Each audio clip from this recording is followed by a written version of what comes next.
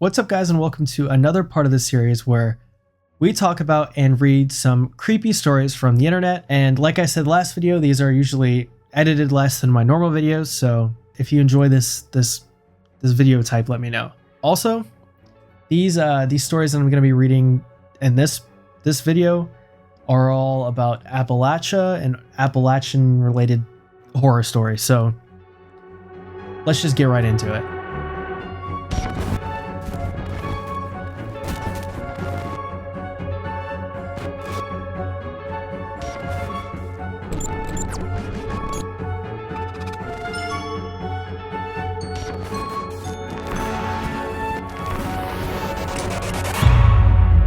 With the first post being posted by Doobie. I lived in the heart of the Appalachia, and this is easily the most terrifying story of one of my experiences. This story may be short or it may be drawn out. I am recounting these events as I type it, as it was honestly one of the most horrifying things that I ever experienced. And it brings me genuine stress to think about. This happened maybe 2 or 3 years ago. I live in southern West Virginia, and I have for my entire life. The woods and mountains surround every direction you look, and nighttime is a darkness that you can never dream of unless experienced. I was with a friend, I'll call him Mark. Mark was at my house one evening, doing the usual things, watching UFC, playing Xbox, etc. It was extremely late when we finally got bored and decided to go for a walk on a nearby trail to smoke a joint. This is not a particularly long trail, but it is very dense in the woods that surround it, and it is easy to get freaked out when thinking of your surroundings. We finally get to about halfway into the trail, about 30 minutes in, where we stop, pack our joint, and stand on the trail to chill and talk. The forest is very alive tonight. There are always noises in the woods, but the amount of animal activity for the time was unsettling. At this point, it was probably past 1 a.m. This was strange and kind of eerie, but not alerting, as any sort of predatory animal in the area may cause a disturbance. We finish smoking and continue our walk when almost immediately the forest falls dead silent. And as soon as the forest goes quiet, there's a voice. It almost sounds like a mocking, humanoid voice, shaky and uncertain, almost like an old children's toy, like the ones with the crackly speakers and robotic voice, if you know what I mean. This immediately sets us off.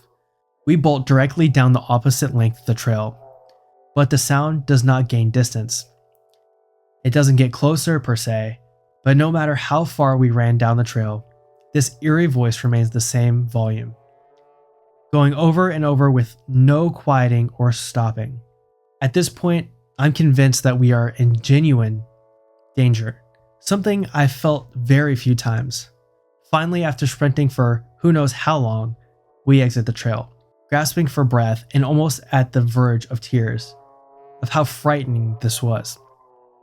We begin to exit the trail, and about 5 minutes from the exit, there's a bone-shaking, heart-stopping, murderous scream directly behind us.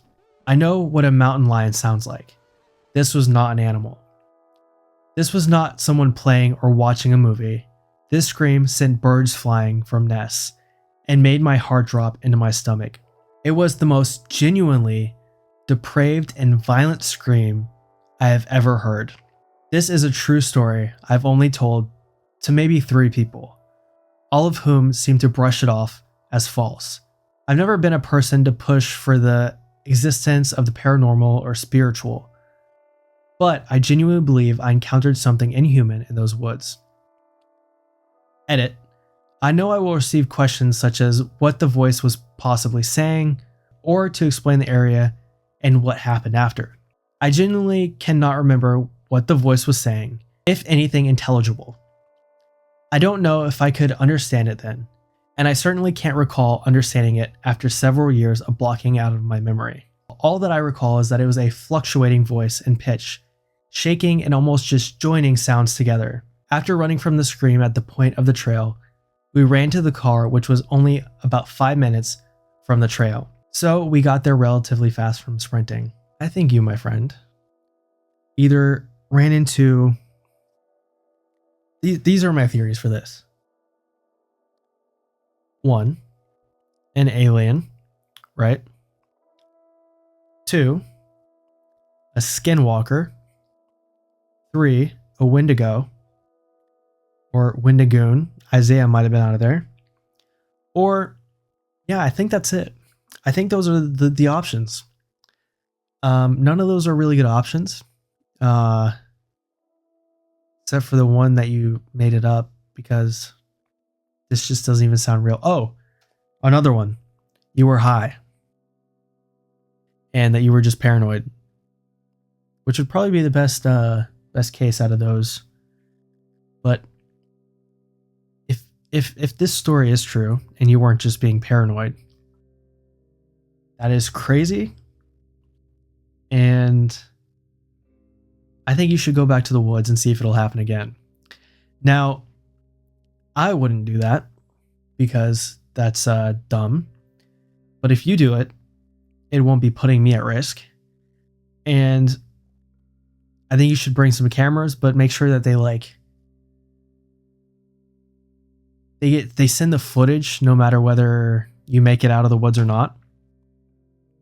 So if this Wendigo or Skinwalker or whatever it is gets you, we still have the footage of it.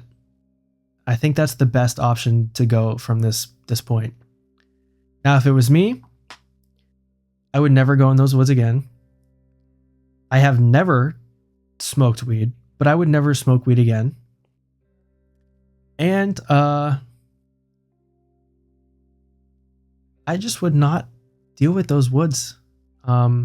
Stay far away. Maybe ask other people if they've witnessed similar things in the area, because that might be interesting to see if they think you're... Well, I guess you have talked to other people. You said... I don't know. I think you should do what I said. Just go back in the woods and see if it happens again. I think that's your best course of action. With that being said, let's go to the next post by Reasonable Lair 799. This post might be dead, but maybe someone has shared a similar experience and is also hoping to find some sort of explanation. About 15 years ago, me and a few friends were playing some game. I think it was Manhunt or Ball Tag, and the sun had just dipped over the horizon.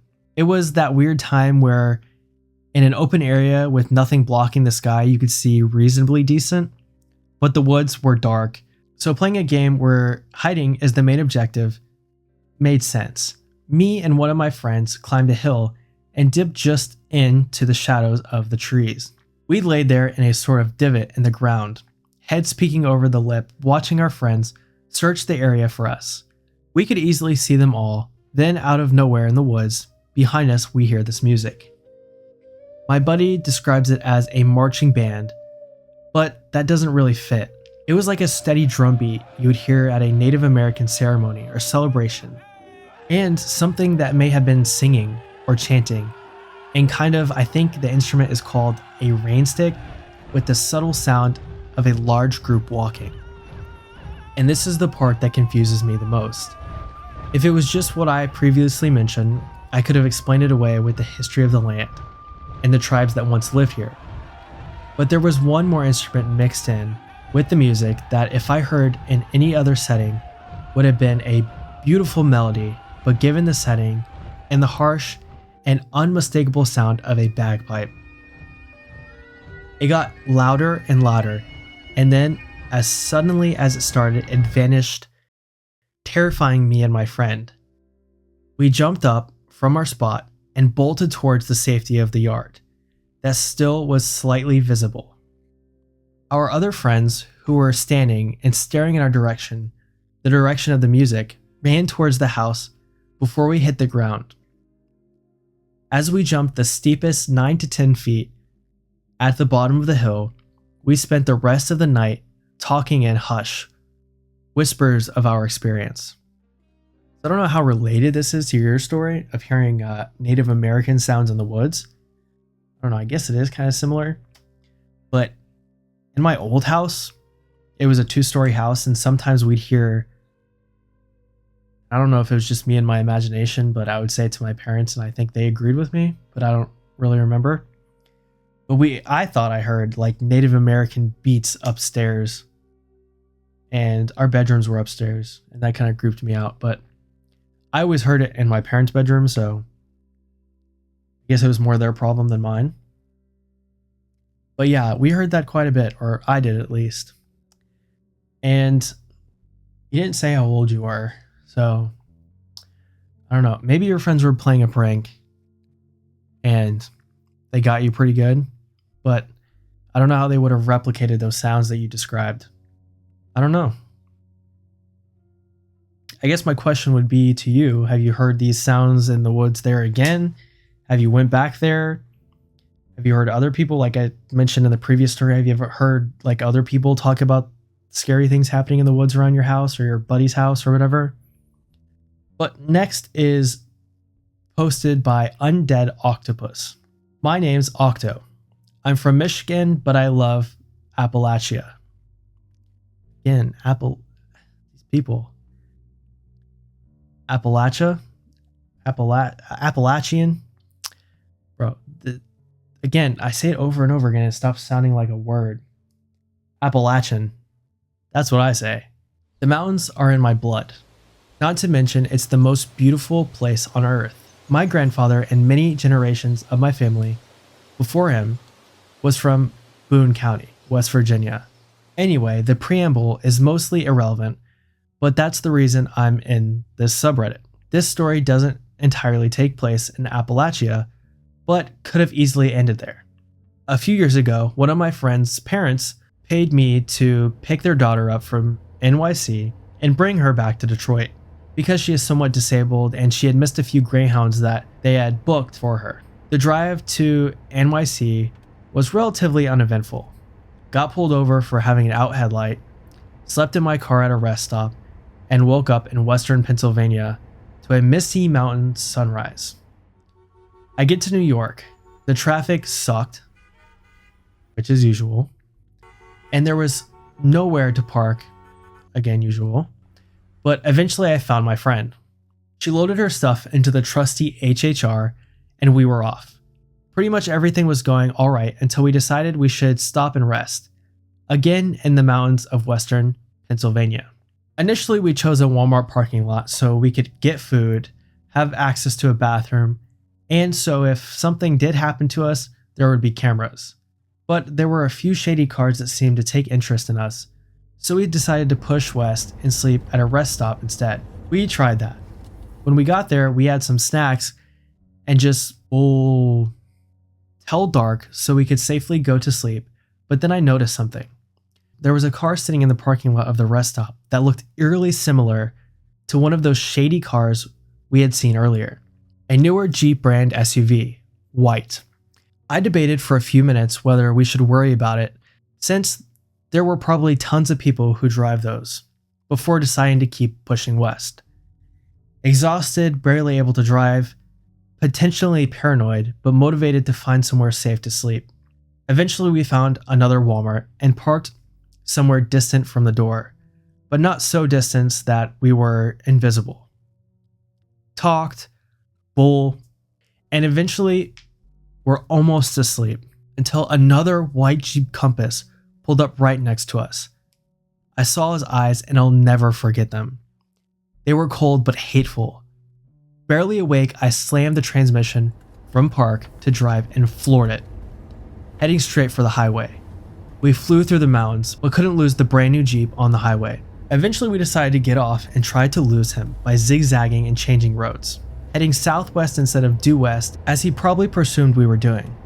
After daybreak, we found ourselves in a small town with a busy Wendy's or McDonald's or something, where we finally got some sleep.